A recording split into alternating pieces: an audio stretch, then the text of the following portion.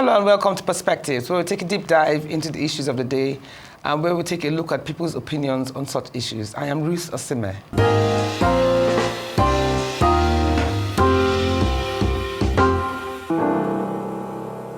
What began as a raw cry for help from youth corper Uche Rita Ugwamaye, also known as Ray, has erupted into a nationwide reckoning.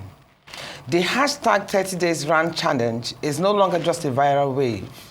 It is an unfiltered expose of Nigeria's deep-seated struggles, a megaphone for the frustrations of a people pushed to their limits. What started as a single voice has now become a deafening chorus, as citizens from all walks of life speak out about the hardship they endure on a daily basis. With each passing day, the urgency grows. Inflation, unemployment, and failing infrastructure have made survival an uphill battle, yet many believe government policies remain detached from these harsh realities. The widening gap between leadership and the people have fueled a sense of betrayal, deepening frustration, and eroding trust in institutions that are meant to serve. The question now is clear. Will this hashtag 30 Days Rant Challenge movement ignite real lasting change, or will it fade into yet another cycle of unaddressed grievances? For the youth who refuse to be ignored, for the activists demanding justice, and for the leaders who hold the power, this is more than just a trending hashtag. This is a defining moment in Nigeria's history, a test of whether voices raised in desperation can transform into actions that reshape the nation's futures. We are heading for a short break, but stay with us. Coming up shortly is a conversation on young people expressing their true feelings about life in Nigeria with our distinguished guests, Deborah Ajayi, Dr. Aliyu Audu, Agba Jalingo, and Peter Akah. Perspectives will return in just a moment.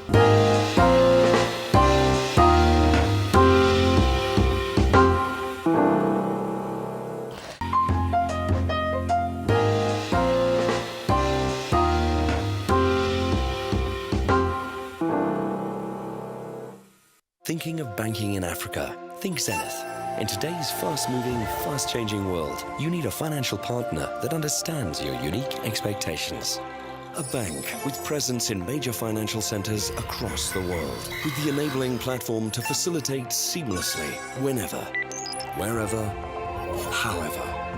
A bank with best-in-class financial solutions from a superb combination of technology and human touch. For easy, fast, and secure banking that creates real value. Turning dreams into reality is now in your hands. People, technology, service. Zenith Bank, in your best interest. Thinking of banking in Africa? Think Zenith. In today's fast-moving, fast-changing world, you need a financial partner that understands your unique expectations. A bank with presence in major financial centers across the world, with the enabling platform to facilitate seamlessly, whenever, wherever, however. A bank with best-in-class financial solutions from a superb combination of technology and human touch. For easy, fast, and secure banking that creates real value. Turning dreams into reality is now in your hands. People, technology, service. Zenith Bank, in your best interest.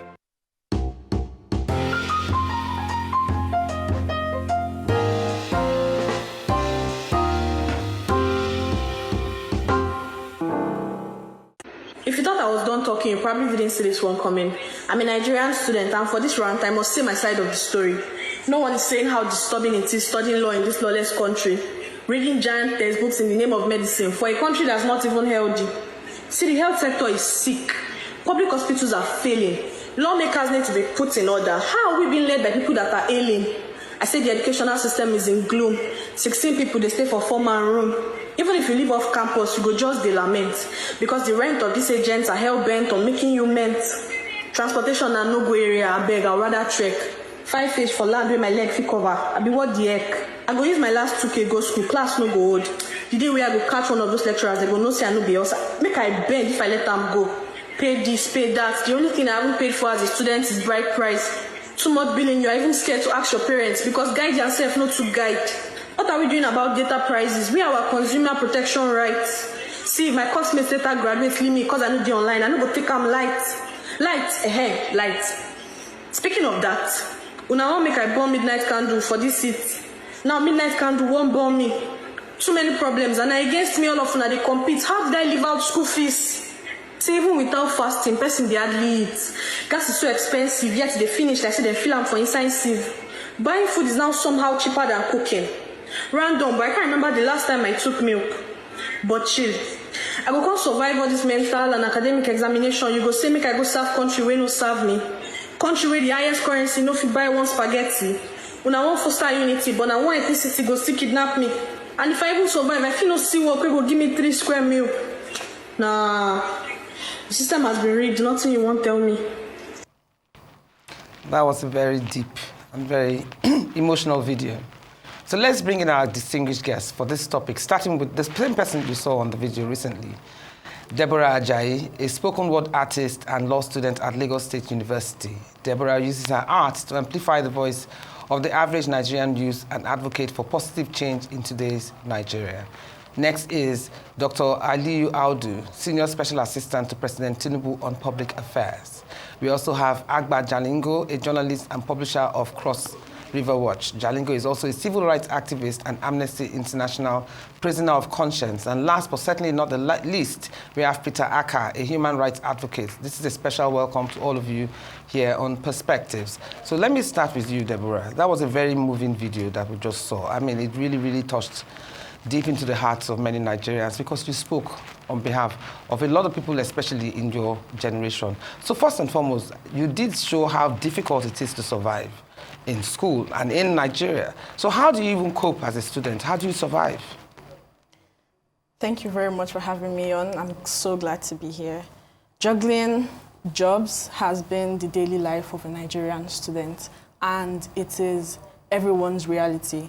As a student, you are not only a student, you are a business owner, you are a content creator, you are a social media manager, and you are a student. Every average student has to juggle so many things together to survive alongside with the support of our guardians and parents. I have friends who sew clothes, I have friends who are nail techs, lash techs, fashion designers, even people who do ghostwriting. For myself, I do ghostwriting online. I have my spoken word artistry, I'm a social media manager, and I am also a law student, and I have to do all of this alongside study the course I'm in the university. Well, how does this affect your studies? Because you're supposed to be in school and focus on just your studies, and now you're juggling so many balls. How does this affect the quality of your studies? In so many ways, I'll say. In so many ways, we can say this juggling life, because it is so difficult. We weren't told we're going to do these things when we get into university. We're just told by our Nigerian parents, okay, you go to school, you study this course, and you come out in flying colors. But then when you get into the tertiary institution, you see that life is really different than living with your parents back at home. And even if you don't live up to their expectations that they want you to for whatever course it is you are studying, you end up being the one getting blamed. So you just have to juggle going to classes, taking courses online, and also doing social media managing. It is indeed a lot of work, and that is not the life they promised us. Okay. Please, let's get the our Abuja guest on the studio, please. Okay, good to see you, Aliyu, and good to see you, Peter. So let me start with you, Aliyu. Balancing order and rights. The challenge has become a hub. This hashtag 30 Days Rant Challenge has become a hub for youth activism. What is the government's stand on the safety of vocal citizens amid fear of surveillance and intimidation? Also, do you believe the government has done enough to engage with the concerns of young Nigerians, especially as they continue to voice their frustrations online? All right. Good morning. Morning. I don't know if you want to take that again. At some point, it wasn't really clear, so I okay. couldn't make... Okay. So let's just say that, like I said, the challenge has become a hub for youth activism. Everybody's online now, voicing their frustrations and what have you. But what is the government's stance on the safety of vocal citizens, and especially when it comes to fears of backlash and intimidation? And also, do you believe the government has done enough to engage with the concerns of young Nigerians, especially as they continue to voice these frustrations online? What is the government doing to bridge the gap? All right. Definitely, the government hasn't done enough, and I mean, as little as has been done, a lot more is needed to be done, and we are very hopeful because we are in a government led by someone who believes in, speaking up, and he believes in changing a situation that it's not favorable or bearable to the majority of the populace. He's been about that, and he hasn't changed, and he's not going to change now that he's the president. On the part of guaranteeing the safety of people who speak up, yes, he's very, very strong on that. I mean, there is no, or there are only a few persons you can point to in modern day Africa's Democrats, ahead of our current president. So for that responsibility alone, it's his responsibility to ensure that people who speak up, as enshrined in our constitutions, are protected.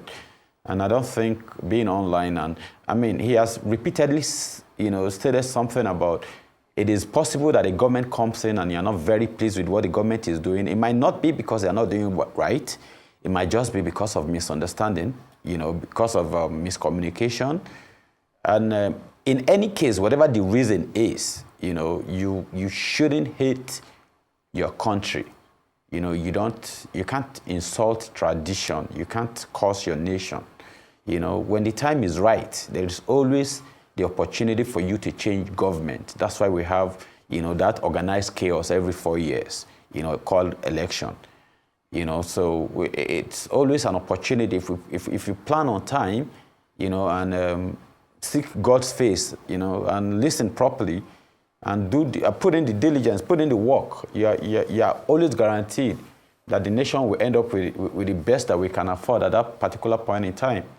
That has always been it. So in any case, I mean, without the president, without speaking for the president or anybody, I mean, it's a thing of pride as a Nigerian to tell ourselves as concerned as we are, which is what I've seen in the entire 30 days rant challenge that I've seen. I've seen a memo from young Nigerians who care about the nation and are sending memo to those in charge. And I mean, we're not happy with the way things are. This is how we currently feel, but we want to feel better. They are invested in this, they are connected to this, and that's exactly how the government sees it. So I don't think anyone should be, afraid of any such thing as reprisal or backlash or intimidation from any agency or any part of government. Mr. President and, of course, his government does not believe in such, and that's exactly what's going to be upheld. Okay. Let's go back to Peter in the house. Can we have Peter? Okay, Peter, you just heard what Mr. Aliyu said, and as much as it sounds conciliatory, it still hasn't actually addressed the frustrations that the youth are actually facing. Whether I would like it or not, these frustrations do exist. So if you feel that talking to the government is like putting off, not getting the desired result, if you had 5 minutes with a top government official, for instance, what would you say to them about the struggles that Nigerians are facing? Thank you very much. Look, without mincing words, let us be very honest. Nigeria is in dire straits. Nigerians are in a battle for survival. And if nothing else tells you the clear picture of what Nigerians are going through, few days ago, the presidential spokesperson, aide, Mr. Bayo Ononuga, put out a statement that the president is on his way to France for a 2-week working visit.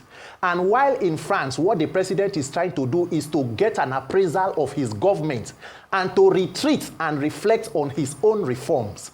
Meaning, after spending money in 2024-2025 budget to renovate the presidential villa, the vice president's home, the president's house in Dodan Barracks in Lagos, and the vice president's home in Dodan Barracks, buying private jets, and in a country of 774 local governments, the commander-in-chief does not have a proper location in Nigeria to reflect, but the president jets out to reflect about his policies from a foreign country. The president wants to reflect about his policies and has yet to make a statement on the 30-day rant challenge of Nigerian youths calling for help, where the cost of living is killing the living. Tomorrow it is Uromi killing. Next tomorrow it is Benue, it is Ondo, it is Plateau. What exactly is going on in Nigeria is an outright lack of accountability. And that is why for this 30 days ranting challenge, it will not just end with ranting, it must be backed up with action. Nigerian youths need a system, an electoral system that can guarantee free, fair, credible, and peaceful elections so that you can be able to elect proper leaders. And that is what my own call to the president is. Thank God his aide said he is a Democrat. The hallmark of every democracy are free and fair elections. The president has to commit to that process in 2027, where people will not be beaten out of polling units like it happened in Lagos in 2023, so that Nigerian youths can begin to live and not just exist or struggle to survive. What exactly is there as an incentive to be Nigerian today? The institutions are almost stacked against you. Law enforcement is almost against you. The judicial system is not where you can go. The market is not what you can even afford. There is just sheer hopelessness across board. And that is what you are seeing us do in these 30 days. And if anybody as a leader is listening, then they should be taking practical steps to resolving these issues, most importantly, guaranteeing a free, fair, and peaceful process in 2027, and that is what we must ensure. Thank you very much. Thank you very much, Peter. So let's get back to Jalingo in the house. Okay, good to see you. Thank you. Now, I wanted to ask, what protections should citizens know they are entitled to under the Nigerian law? And what do international organizations and human rights bodies play in holding the Nigerian government accountable for its responses to public dissent? Well, thank you so much. First, I should apologize for stepping in a little late. Better late than never. Yeah, thank you. So I talking about the rights that Nigerians need to know. First of all, I think that Nigerians need to know first that we have a right to rant, and that the freedom of speech is guaranteed under our constitution, and without fear or intimidation. Without fear or intimidation. As a matter of fact, I keep referring to what happened in the UK in 2021, that two judges, Justice Welby and Lord Justice Bean, they said that they have, the UK doesn't have a written constitution, so they are run by decisions of parliament and court judgment. They said that if your rights, your freedom of speech is only includes the right to say nice things, then you are not free. The judges said that your freedom of speech includes the right to insult and offend the other person. Because if it is just about saying nice things about you, then I'm not free, as a matter of fact. So, and like the essay was saying to Mr. President, this government has consistently tried to criminalize the right to speak, the freedom of speech in Nigeria. They claim that there's freedom of speech, but consistently they have continued to use the Cybercrime Act to see how they can criminalize our right to speak. I have been a victim. I have been on trial for talking. They have been tried under the Cybercrime Act, and they not long ago, the court discharged and acquitted me. So, but Nigerians need to know that we have a right to speak, number one. And then this government has, I couldn't have believed that this government would come and criminalize the right to protest. I was the Secretary General of June 12 Coalition, and at a point, the relationship, as a matter of fact, let me say it here, that it is this president that was funding the June 12 Coalition. So we had a relationship, and these are the things that they taught us. We were cadres in the movement. I couldn't have believed that a government led by Tinubu, Dele Alake, Bayo Nanuga, all these names, our comrades, that at some point, we will no longer be allowed to go and carry placards. And this is what they taught us to do. This is what we were going to their houses to collect monies, to come and do placards. They gave us bonfires, they gave us petrol. We were the ones that were hanging out on the streets in the night to burn tires, to make people stay at home. Then suddenly under this government, we don't even have any space to protest again. But Nigerians also need to know, because you asked me about rights, that the right to protest, the right to be out there on the street, the right to rant is our fundamental human right. And let me also add, because almost most Nigerians in the South are Christians, that I want to wax. I don't go to church, but I feel tempted to go into the Bible and talk about it. That in the book of Kings, when David increased taxes for the people, 11 tribes of Israel went to meet him and said, these taxes, this burden is too heavy on us. It was a protest. And the king said, okay, we'll do something about it, just like Nigerian leaders will always tell us. Just go and come back. And that same Bible said, the king, Jeroboam, consulted with his younger friends who told him that, don't mind them. And when they came back, he said, my father whipped you with whips. I will whip you with scorpions. I'm not going to listen to you. And that was what led to why the 11 tribes of Israel separated from the other one. And the country became divided. Protest is even biblical. It's not just a constitutional right. It's also a biblical right. You have a right to protest when you are angry. And if your kings do not listen to you, you have a right to overthrow them. So talking about rights, they know. And then when you talk about the role of the international organizations, I should say that organizations like Amnesty International, Human Rights Watch, and the rest of them have actually been our allies in this struggle. In recent times, in the past 2 years, a number of activists, a number of journalists, a number of social media commentators have been arrested. There is barely any week that passes in Nigeria today that 1 or 2 persons are not arrested either by the federal government or municipal governments, like the local governments, or state government, somewhere in the country. In fact, as a matter of fact, right now, somebody has been arrested in Bauchi and is going to be charged for talking and all of that. So, but in all of this, Amnesty International, some of these organizations have been able to stand by us, intervening at every point in time to give legal support and all of that to see how. And then our own organization, the Take It Back movement, Shura is everywhere and all of that, trying to see how, whether he knows you or not, once he hears that you are arrested, people are always there, and these organizations have been giving the support. I also know that in our Take It Back movement, Amnesty International recently supported a program we did by profiling human rights abuses in Nigeria in the past 2 years.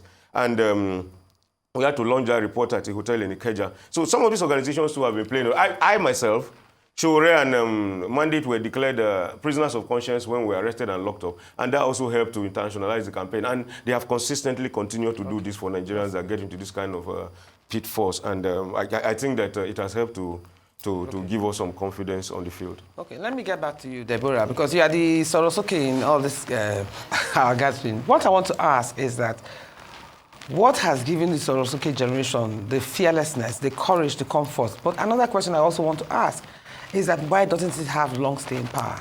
What is it amongst you would do that does not have longevity to stand the test of time when it comes to your movement? I'll say stagnancy has given us the ability to speak up. Stagnancy, repetition of the same cycle. I'm 20 and I bought 1 egg, 25 naira. I'm buying 1 egg now, 250 naira. It is the same cycle every single time. We've lived through these things. We have seen it that, okay, this is how this thing always goes. And with the way it's going, it doesn't look like it's going to turn out good for anyone. The energy of the 30 Days Rant has seriously deteriorated, and it is just sad because Nigerians don't know how to be united. Nigerians know how to remove the relevancy out of a subject and make the irrelevant things become the relevancy. Look at Ms. Raye, who spoke up about the whole hardship in the country. We still had fellow Nigerians whom she was fighting for come out to say, no, she's lying. Look at her Instagram pages. She went for outings in December with her friends. If she's suffering, will she be able to go for outings?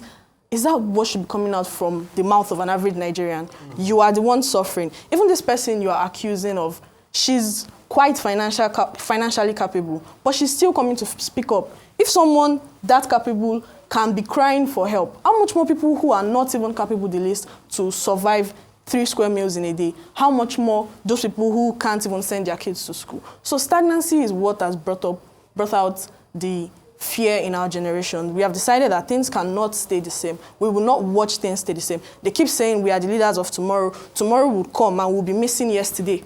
We would say, no, yesterday was better. Just last week I bought this thing 500. How is it 5,000 naira today? It cannot continue like this, and this is why we, the youths, have decided to take it upon ourselves, because we are the ones who will still live to see this country 30, 40 years from now. And even our past heroes, these were the things they fought for that even made things become how it is now. In 1995, for instance, dollar was at 85 naira. $1 was 85 naira. As at 2022, $1 was about 450 naira. It took dollar 27 years to go from 85 naira to 420 naira. Currently, dollar is 1,500 naira. Within 2 years, just 2 years, dollar went from 400 to 1,500. within the next 2 years, we don't even know what dollar is going to be talking about now. And we might not even survive it. An average Nigerian youth is surviving, not living. We are not going to wait for that. I wanted to say something about Raye. Yeah. I wanted to correct something. He said Raye is capable. Raye is from my place, from Audu. I know her. We followed her. Myself and Shore followed her to the NY office in Etiosa. I know her. I know her dad. She's from my place. She's not capable. She's just a young child who is outspoken. Her father, this country killed her father. Her father was an immigration officer. I wrote about it. He invested his life savings in a palm plantation in Obudu, in his village. The former governor of our state, Governor Ajayi, said he wanted to do an airport and colonize the land belonging to about 4 villages without compensation. The father came from Calabar, traveled to Obudu, and went to confront the person that was operating the bulldozer to see how he could stop that man from entering his plantation. It wasn't possible. They entered and demolished his life savings in his very before. He collapsed. Wow. And they rushed him from Obudu to the University of Calabar Teaching Hospital in Calabar. That's a journey of 6 hours within the same state. And he got 2 of them actually collapsed. He got there and he died. This country killed her father. And the mother was left alone to cater for them. She was 19 when this happened, 5 years ago. The mother had to take them through school alone. She is not capable. She's just a young, poor child who was angry about what is going on. I needed to correct that. I know her personally. Okay, let's get back to Aliyu. Mr. Aliyu in the house. Can we have Mr. Aliyu, please? Yeah, I'm here. Now, talking about, if you heard these stories and very sad stories about financial incapability and what the average young Nigerian is going through, which brings me back to this NYSC issue that the salaries will just revert. It has just been given now to set at 70,000 naira, equivalent to new minimum wage. But my question is, how realistic is this figure in the face of soaring living costs? Are there plans to review or adjust it to reflect current economic realities? And beyond figures, what subsidy or relief measures is the government implementing to ease the hunger and hardship many are facing?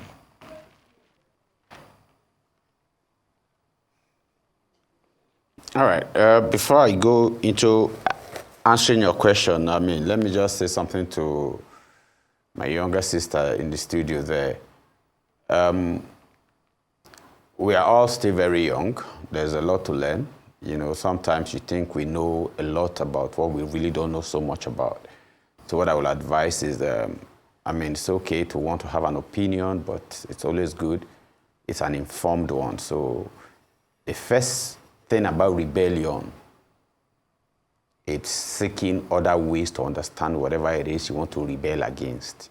You need to have clearer understanding of the real situation with the aim of doing better than the person who you currently don't believe is doing as good as you expect him or her to do. So in the process of seeking that, a lot more might just be exposed to you, and it will inform you and probably shape up your journey, and your purpose.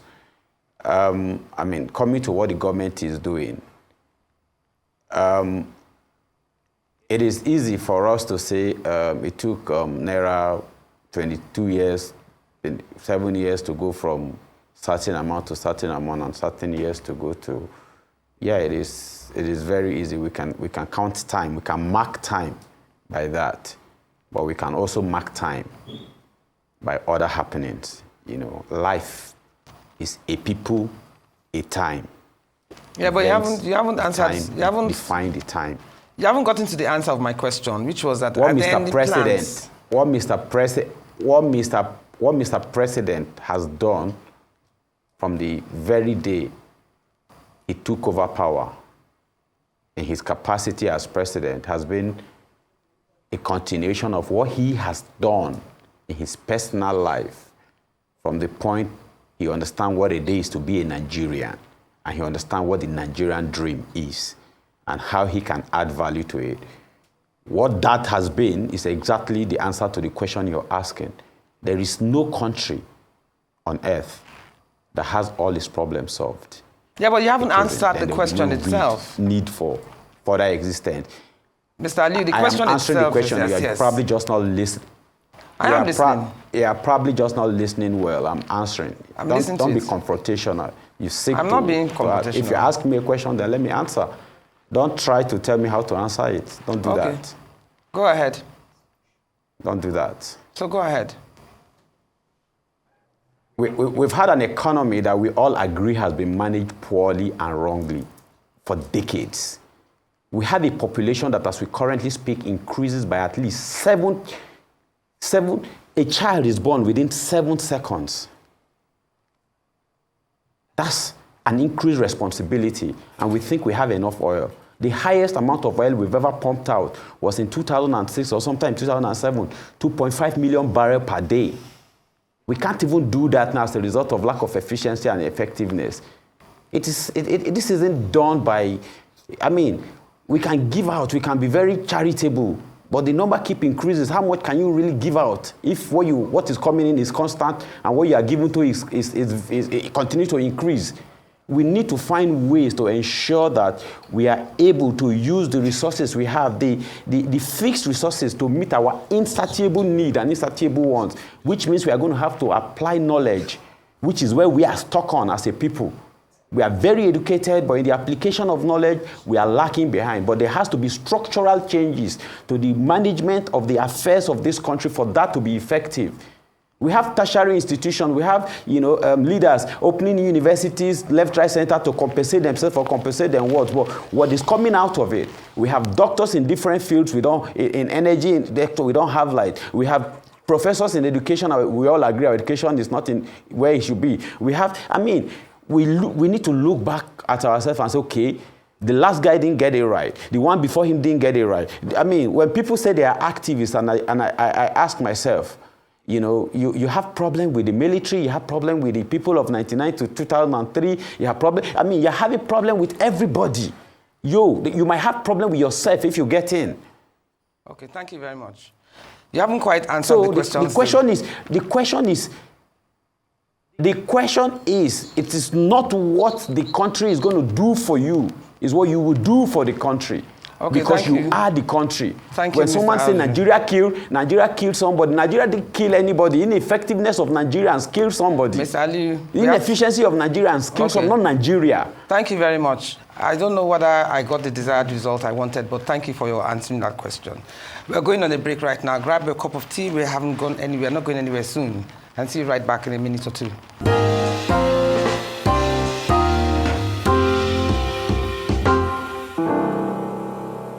Welcome back to Perspectives. So I was just going to talk to Jalingo, but let's bring in Peter first. Peter, you heard what Mr. Aliyu said, that it's not what you do for the country. It's not what you do for the country. It's what you do for the country and not what the country does for you.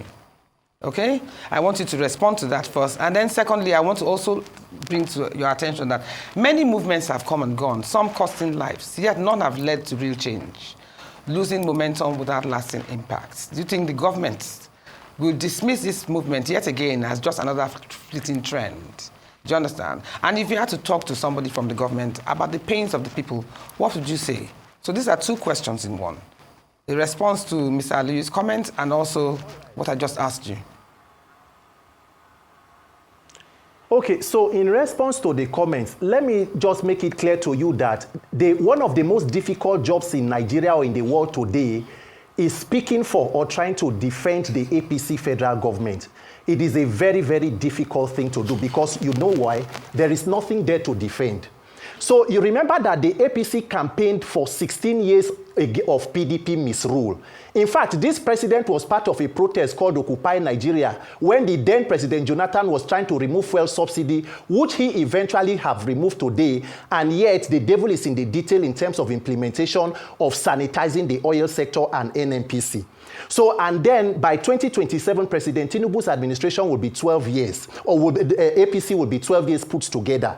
Imagine living in a government of renewed hope and experiencing the kind of unfortunate hopelessness that Nigeria is experiencing. So it is difficult for you to explain what the federal government, the APC-led government is doing, but I can give you some. A government that knows that more than 100 million persons were living in multi-dimensional poverty by the end of Buhari's administration came into power, and the first priorities were deciding to renovate a vice presidential home for 20-something billion, purchase of new private presidential jets, a presidential yacht, renovating the villa, money for purchase of SUVs for the office of the First Lady, which is not even a legally recognized, constitutionally recognized office. So when you see the frivolities and wastages in government, and then that same government in turn begins to ask the people to make sacrifices. So it is we who will think of what to do for our country, while the leaders continue to live in luxury and affluence using taxpayer money. Look at the National Assembly. Immediately they came, they shared monies for themselves and purchased bulletproof SUVs, one for more than 160 million. Yet the minimum wage of that country is 70,000 naira. And that is a country where leaders are still demanding sacrifice from the people. So at what point does this sacrifice end? At what point does President Tinubu, his cabinet, the senators, and his government begin to make sacrifices? The president is a former governor. He's on life pension from Lagos State. The vice president is a former governor. The senate president is a former governor. So with all the resources that are shared, 60% of Nigeria's corruption is administrative. Inflation of government contracts, budget padding. Who is sanitizing and fighting that corruption? But you cannot say anything because the government does not even feel beholden to the people. And that is why no matter how much Nigerians continue to cry, it falls on deaf ear. Why? Because they know that the electoral system can still be manipulated to rig people back into power, using also the Nigerian judiciary. So if I have the ears of any Nigerian politician right now, I will want them to know that power is transient. You cannot be in power forever. If you don't leave power, power will leave you. Nigerians are not demanding for too much. We only need a country to live. As a Nigerian youth, demanding for a better country, I'm not a criminal. There are known criminals that are not being attended to. But once you voice out against the government, they come after you. So Nigerians must decide whether we want to live as slaves in this country or we want to live as freeborns. And that is why I'm telling you that this 30-day challenge must not end with just the 30-day rant. There must be maximum civil pressure on the authorities. Number one, we must reform our electoral process. That is the backbone of corrupt politicians. They know that they can meander their way into the public office without consequences and accountability. So if I'm talking to Nigerian politicians, I'm telling them, your time is up. You either do the right thing for this country, or a generation of young Nigerian leaders will wake up and will succeed where you people have failed woefully and continue to fail us. Because Nigerians are hungry, Nigerians are dying, the tension is palpable and the frustration, and the leaders are completely detached from the reality. It is unfortunate, but we as Nigerians must find the wisdom and the courage to fix these institutions, or else we continue to remain victims of these institutions. Interesting that you say this. Jalingo, let me bring you back in the house.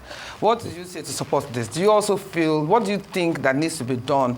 In case this 30-day challenge, for instance, nothing concrete comes out of it, what more needs to be done to get your points across? Okay, I will say that. But I'm interested in saying something about Mr. Aliyu.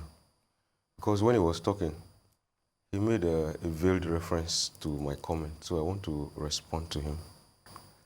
If you have been watching this program, if you have not been watching, maybe you watch the replay, you will notice that when Dr. Aliyu was talking, if you see his demeanor, if you look at his face, you will see that he suddenly became angry when you were pushing him to give you the answer to your question. He started by massaging the young lady in the studio, my younger sister. I want to appeal to her. And the next thing, he was telling you not to push him. He wanted to have the floor, and he became angry, literally on his face. That is the attitude of this government. I even think there's an insult to call a young, a 20-year-old person, a small girl. I don't find it funny, because in this country, we have seen people at 23 who became ministers and all of that. In my state, we still have, my governor was 46 and all of that. Mm-hmm. Now, that is the attitude of this government, as reflected by Dr. Aliyu. In that brief 2-3 minutes, that is the attitude of this government. He was wondering that activists, people say they are activists. You are angry with the military. You are angry with people from 1999 till now. The truth is that have the ideals of June 12 been fulfilled? Have the ideals of the democracy, which we carry placard for, have they been fulfilled? The answer is no. But these people, the moment they give them power, imagine that a Dr. Aliyu has power, and I have the capacity to ask him questions. In 2 minutes, look at the annoyance. If he had a litany of policemen and soldiers, he will move them against me. That is exactly what Nigeria has been doing under this government. Have you also noticed that almost every prominent saboteur, economic saboteur, and mass murderers in Nigeria, from the north to the, maybe the southeast is still the only region that is isolated now, to the south, where I come from. They have all been compensated with either federal government contracts, Tantita in particular. Some of them have been made traditional rulers. They have been given thrones. These are tenures that will never end until death. Government officials are patronizing mass murderers and economic saboteurs and turning them to strongholds in this country. And those of us who are asking for change, just make one line, they come and arrest you. I was arrested and charged for treason for saying that my former governor mismanaged 500 million naira meant for a microfinance bank that is still not working till today.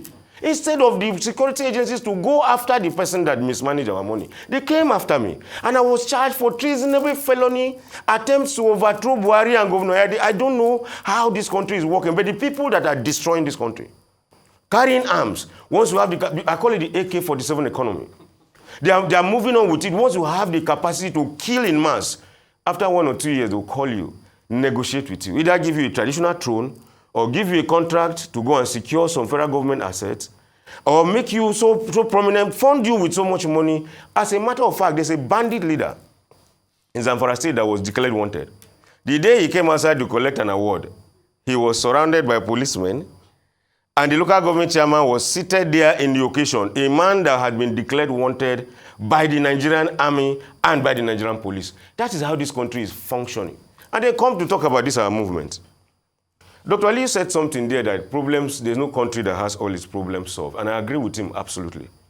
But what I'm saying is that our target we may not be able to eventually stop corruption. But if you can put a stumbling block on the part of those who want to steal our money, it's some form of progress. We may not, I don't think there's any country anywhere that has been able to stop corruption completely. But what we can do is continue to mobilize ourselves to put stumbling blocks on the part of those who want to steal. Let them know that if you steal, there will be some form of consequences. You may not go to jail in Nigeria because if you steal enough, it's only poor people that go to jail in Nigeria. I've been to jail, it's only poor people that are there. There's no rich man in prison because they are not ready to send themselves to jail. But our target may not just be to build a paradise here, but to be able to put stumbling blocks on the parts of those who want to destroy Nigeria. But government is not helping it. Our government is patronizing violence. Our government is patronizing crime. Our government is funding those who are destroying this country, and they are running after young people and innocent people who are calling for change in this country. And it is very, very disheartening. Thank you for your passionate speech. Let me ask you, Deborah, first and foremost, we apologize for calling you the long surname. You're Deborah Ajayi, right? Adebi, we stand corrected. So I want to ask you, if you had to speak to the government now, what are the immediate things that you want them to address concerning the youth? What are the first few things that spring to mind? Nigerians are not asking for much. All we are asking for is a country that is working. A country where a youth does not have to choose between survival and their dreams. I am a university student. I don't want to have to drop out of university because of poverty. I don't want to gain my degree and then end up selling popcorn at the junction because I didn't get a job. We are asking for a country where the youths don't have to sacrifice their visions for survival. And that is what we do every day. We put up survival across even what we want to dream of, what we dream of becoming, because food must be put on the table. That is the essence of we are surviving. And that's not what we want to be doing as youths in the country. If I saw a government official right now, I'll tell him to listen to us, because we are speaking, we are screaming. The people you claim to govern, we are complaining. We are bittered. We are going through hardships that even the policies you people make oftentimes ignore. Let our voices guide you. Let it guide your paths into what we want for a better country, starting from the inflation rates, to the level of employment, to the educational system, to the transportation. Just bare minimum is what we are asking. We can start from there as a nation. Thank you very, very much. Please, can we have Aliyu in the house? Aliyu, I hope you have calmed down. So I want to ask you, given the scale of frustration expressed in this movement and within our guests today, there's a growing sense, as you know, of disconnection between leadership and the people.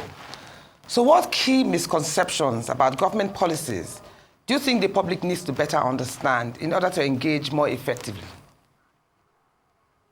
How does the government intend to bridge that gap and rebuild trust with its citizens? Okay.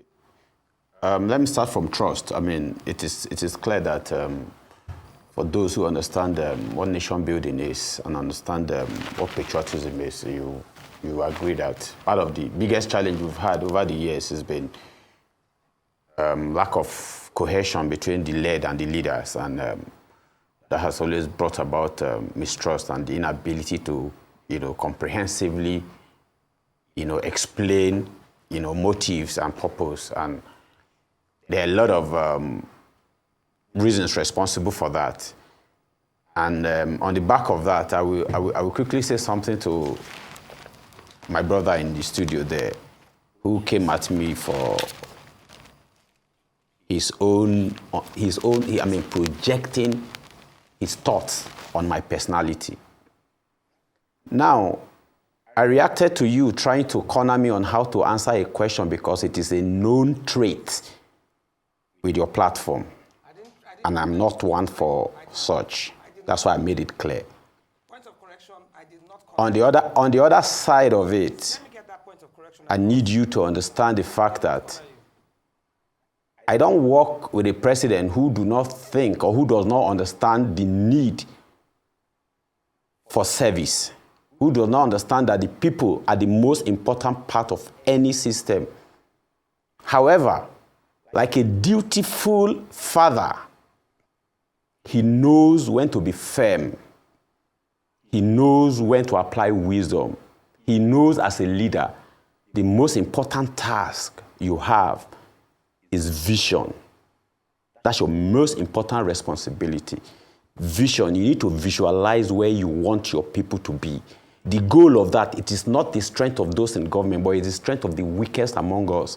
But if you do not build a house that is strong enough to carry everybody, there is nothing you can do about that. And what his reforms have been about righting those wrongs. And I do not understand why we look to the Western world who understand how these things are done better. But let's look at them. Is it the Chatham House? Is it Bloomberg? We have recognized global institution giving vote of confidence to his reforms and policies. These are things that have been wrong for us. I am 43 years old. In any case, you said I don't think I called her a small girl. I said my younger sister. I'm even old enough to give birth to her. I'm 43. She's just 20 from what you've said. So I have not disrespected her in any way. And don't try to misrepresent people or misrepresent issues just for clickbait. That is why people go to jail, why others don't. It is. See, let me tell you something about rebellion. Prometheus, the god of rebellion itself, who brought fire from gods to man. If you look through it, it doesn't have to be fire. It might just be light. It might just be knowledge. It might just be information. It might just be fact. Verify it. The act of ensuring that what you say, what you do is the right thing is an act of rebellion. It's not shouting, it's not no. Every disagreement is to come to an agreement. I am telling you simply that we've moved from the path of Luther of the decades ago to a path where Mr. President, like you rightly said, you say he was protesting or leading protests. Today he is president. SAN, Festus Keyamo, is a federal minister, back to back. He was one of those who led those people. He worked closely with the late Ganifa Wahimi. How much more understanding do you think you can have about patriotism or about activism? I think you are speaking for your salary. When you do not know how to transform, when you do not know how to transform, when you do not know how to transform from being an activist to actually getting into the system and doing right what you want other people to be, you become a lifelong activist, throwing stone at every occupant of the house that you are supposed to get in and lead right. Let's not mislead the younger generation. Mr. Aliyu, do you know the cost of a bag of rice in the market? I have a younger friend here who says they are going to use this. Dr. Aliyu, I'm asking you a question. Do you know the cost of a bag of rice in the market? Do you go to the market? That you want change now. I bet you. I'm sure that as you are talking now, policemen are waiting for you outside the studio so that when you finish, you will enter an SUV. Policemen and civil defense, people's fathers are waiting for you now as you are talking. so that when you finish from here, they will carry you home. Mr. President, you do not know the cost of energy. You don't know the cost of energy. You don't know the cost of rice. He was one of you the are speaking for your money. As at the time, I mean, if you look at the challenges, you know, that they try to tie to him, the issue they try to tie to him about the funds and everything else, then it shows you how much figures. You are telling me about Chatham House. USD that he was exposed the to. Chatham House, the Nigerian people. The Chatham House vote Tinubu. He has his green passport. The Chatham House vote Tinubu. At a young age, he did everything. Nigerian voted Tinubu. Our lives have become worse, and you are there talking because they are paying you salary. He's in the country. He's running. Be very careful. We have consistency in Lagos. He is the president today. That alone shows you a success story. Okay, thank you. That's the hallmark of a change maker. Thank you, Mr. Aliyu. Thank you, Mr. Aliyu. I think you were trying to get some words in. Yeah, I'm trying to ask him a question. He's talking about reputable organizations that are giving credit and rating Tinubu positively. And the question I am asking simply is whether Chatham House or whatever international organization Dr. Ali is talking about is rating Tinubu positively. Did Chatham House vote for Tinubu? Okay. Was Chatham House in Nigeria to vote for Tinubu? He's speaking for his money. As he's talking, policemen are waiting for him outside to carry him home. He doesn't know the cost of what he's selling in the market. Let me just ask Peter one last question. Can we have Peter in the house, please? Just one last question for Peter, and we cannot talk long. Peter, can we have you back in the house? Can we have Peter in the house, please? I have run for an election. Have you? Okay, Mr. Aliyu, thank you so much. Can we have Peter in the house? I have one last question to ask Peter. How does this growing mistrust of politicians affect Nigeria's development? What are the long-term consequences if the youth remain disengaged from governance and decision-making? 20 seconds, please. What are the long-term consequences of the youth distrust with the government, and how can this affect us on a long-term basis? Okay, Peter, go on. Hello, Auntie Ruth, please, can I respond? Yes, please respond, please. And make it brief. Can you hear me, ma? Yes, I can hear you. Go ahead. Go ahead, go ahead. I can hear you, go ahead. I can hear you. Just talk, we can hear you. Okay, it's unfortunate that we can't get Peter's response there. It's unfortunate that we couldn't get Peter's response there. So let's, as you can see, this was a very, very combustive conversation that we had this morning. Okay, Peter, can you respond quickly to that? Quickly, yes. How do we move from here? Let me just say that we will move from here by changing this narrative and building a system that can hold people accountable. And I take exception to the words of Doctor describing someone and something that I said as, you know, being ignorant. You see, this grandstanding and high-handedness by the ruling party will take them nowhere. And that is why Nigeria is failing and is becoming a failed state under their watch. Because the only institutions or systems that are working in Nigeria is corruption and criminality. And also the statement that there are traits on this platform to corner people to asking questions. Arise News is one of the leading journalism houses that is trying to hold leaders accountable. And any attempt to ridicule, you know, the capacity that they bring must be checked immediately, because this current administration does not like free speech. And before you know, they can bring the NBC against you. But let me just say this as a final parting statement. Yes, 1 second. Nigerians must make sure that we build a system that can hold our leaders accountable, which will begin with the electoral system, because that is their only arrogance. Thank you so much. They know that the INEC is the weapon faction. Thank you so much. We've run out. Thank you. Unfortunately, we've run out. Change is never born from silence, and history has proven that when people rise and demand better, nations are forced to listen. The days of quiet sufferings are over. Nigerians are awake, their voices are loud, and their frustrations can no longer be ignored. Thank you so much for being with me here on Perspective. And I keep saying, life is a learning club. See you next week. God bless.